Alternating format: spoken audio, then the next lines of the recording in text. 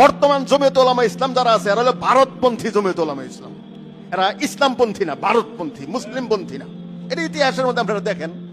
আপনারা বেশি বড় যারা মাদ্রাসাতে লেখাপড়া করো তারা তাহারিকে দারুল উলুম দেওবন্দ ভালো করে পড়ো, অথবা এটার যে মূল কিতাবটা আছে উলামায়ে দেওবন্দের ইতিহাস অবদান, এই বই দেখলেই যথেষ্ট যে মূল ইতিহাসটা কোন জায়গা থেকে।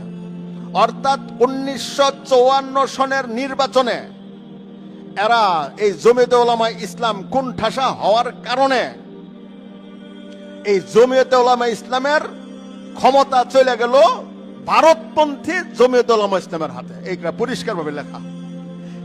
পাকিস্তানপন্থী উলামায়ে কেরাম রাজনৈতিকভাবে এরা হতাশা হয়ে গেলেন, এনারা এগুলোকে পারলেন না। কেন?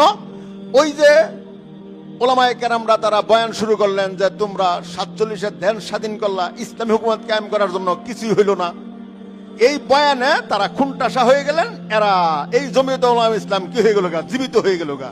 এই জমিয়তে ইসলাম জীবিত হইয়া ইসলামী শাসন কায়েম করার চেষ্টা না কইরা এরা ভারতের স্বার্থ কিভাবে রক্ষা পাবে এই চেষ্টা করতে করতে অদ্যাবধি পর্যন্ত তারা এই চেষ্টাই আছে। এবং তাদের জন্ম লগ্ন থেকে এরা গণতান্ত্রিক এবং গণতন্ত্রের সহযোগী, অহন তারা সহযোগী।